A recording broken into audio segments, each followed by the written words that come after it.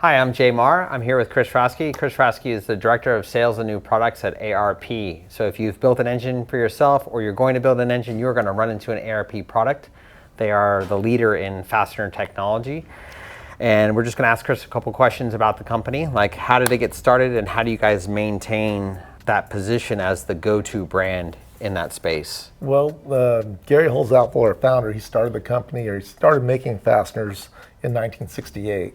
He worked in the aerospace market. He was at one place down in the valley in Chatsworth, and it was right across from Don Perdone's shop. And so they kept coming over and looking at what they were doing, and they needed a stronger, better fastener. So that's really what got Gary started into the racing performance side of the deal. And then we finally incorporated into ARP in 1975 under Automotive Racing Products and strictly doing racing and performance hardware. To put in perspective what it takes to maintain such good coverage and service so many different engines throughout so many different communities, how big is this company? We are a family-owned and operated business, as I mentioned earlier, with Gary Holzapfel, Michael Holzapfel, and Ryan Holzapfel. These folks work in the shop every day. They know their business. That's what I think makes part of it, what makes ARP so special. We have 15 facilities currently that we work out of. We're located in Ventura County, California, Southern California, with the manufacturing in Santa Paula. So we're spread apart 16 miles between the sales office and the manufacturing. We've got 2 new pieces of property, one that's getting painted and it's already got steel, and another one that is just raw dirt, and we're doing the planning stages right now to do more expansion. We do manufacture from the raw material, the coil or the bar stock, all the way through to the finished product in-house. We're up to 288 employees at our max.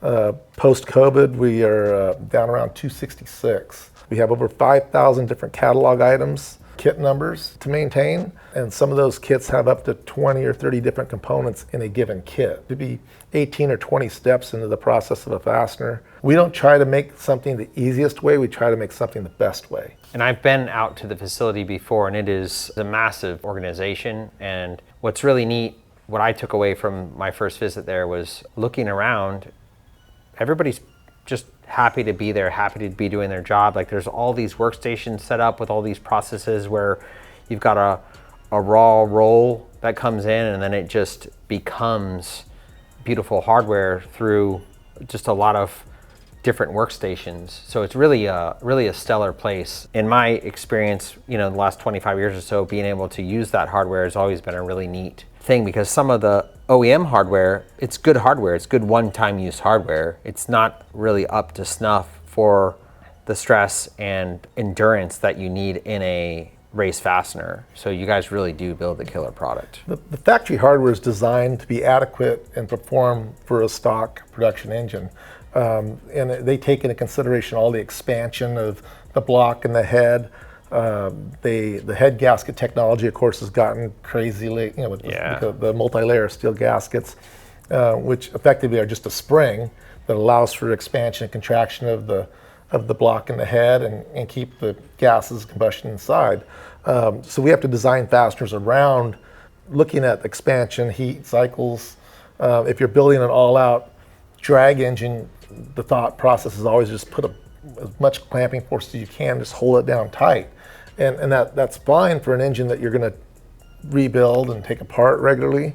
But if you have a 24-hour engine like at Daytona, the heat cycles when it comes up to temperature, and then it might cool or it get colder at night, or you shut the engine off for something. It might have yielded the fastener or compressed the head or stretched the threads in the block. So it's a good combination where you need to design a fastener according to the application and what it's going to be used for. If you could give any advice to someone that may be new to engine building, they're going to build their own engine over the weekend, they haven't done it before, what are some common mistakes you see made with a quality fastener that create a junk fastener? The best thing you can do is, of course, read up. Our catalog has a kind of a tech guide in the front. Understand what you're doing on the installation, how critical the different lubricants are. having good quality tools, your torque wrench, having it calibrated. Most people have had a torque wrench in their toolbox for years and they never thought about having it checked. We send a torque wrench checker to all the national events at the drag races, and we encourage the racers to come up and to check their torque wrenches. So that's very critical. When you're going to do your engine, it's also important when you take it to the machine shop and you're going to have them maybe do the line hone, the bore, and they're sizing everything up, connecting rods if you're reusing your rods. You got to know what lubricant the gentleman used on the when he resized everything and right. when he machined it. And the torque wrench that he used, is yours accurate? Is it the same as his? If you get a slicker lubricant in a connecting rod, when it was manufactured, the rods, you send it out at, say, 5,000 stretch at 65 foot-pounds of torque. And that's based on with ARP Ultra Torque. If you use some really slick lubricant, you're going to put it in at that 65 pounds, you might end up with 7 or 8 thousandths of stretch. Now you've got the fastener into yield. But worse yet than that is you might have closed the bearing housing bore up 1 thousandths or 1.5 thou, and now you're going to grab a bearing. And so you're going to end up with some of the examples that you have in your showcase, yes, where it grabs a bearing, and then eventually when the clearance goes way up, the load on the fastener goes way up, which in turn the fastener breaks. So it's always, oh, the rod bolt broke. Well, you had 60 or 70 thousandths of clearance looking from the blueness of the rod. Yeah, the rod bolt broke and you're looking at a blue rod. It's not the bolt that broke. It's you had a bearing failure that led into that. For us, when you're installing a fastener, is read your instructions. We can't stress that enough. Sometimes we change the installation instructions on a kit because we're always trying to improve. So in the other spaces, you have knockoff wastegates, knockoff electronics, knockoff this, knockoff that. Are you guys dealing with many knockoff ARP products? There is several manufacturers out there that try to say they're making the same fastener. Some of them might use ARP in their ads, or they use our part number for a description. The main thing to look at is familiar with our ARP product. When you get the box, we try to do an extra effort in making sure that package is packed very solid so the studs aren't rattling around or nuts aren't not damage themselves in transit. And then once you get the product and you open it up, and you should do this with any product, is inspect and clean it and just make sure that there isn't something that some way we missed. And then after that, that's when you can look at it. And if you ever question the product, like you think something might not be right, but it's supposed to be ARP product, you can always call us up, take a photograph of the part, and get us on the phone, and we can look at it and pretty quickly identify whether it is a true ARP part or it looks something sketchy. So what makes your 625 custom age fastener different than your traditional fastener? Custom age 625 Plus is a CarTech product. It was a material that was designed more for big billet parts in aircraft, landing gear parts and structures in the wing. And we worked with Carpenter Technologies in the 80s to develop for the use of fasteners. It's probably the most premium material for fasteners available on the market today at a good price. You might try another material called MP35. We have our ARP 3.5, and it's the same strength level of material.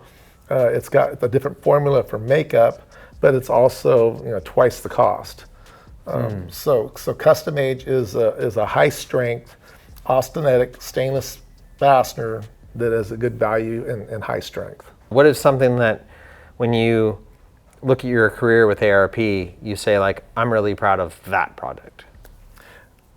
I've been very fortunate to be involved with a lot of really high profile race teams. Right, currently my most proud of project that I'm involved with is a car called the Speed Demon. It's George Poteet's car, and it is a land speed racing streamliner. I've crewed on that car for 14 years. And being involved with it, I've also made it an ARP showcase. You're out in the salt in a high corrosive environment, and the fasteners, they take a big beating with that environment. And so we've taken a variety of our stainless hardware, whether it's custom 450 or A286 or Inconel or Custom Age, and the whole car is an ARP showcase. The car is really currently probably the most highest profile car on the salt. George Poteet has over 50 runs, over 400 miles an hour. I'm fortunate to be very personal with the car because it was built right down the street from ARP. 2 years ago, I was asked if I wanted to drive the car. I've got 3 passes in it, with my 3rd pass being 391 miles an hour. So that is my favorite project. 391 miles an hour.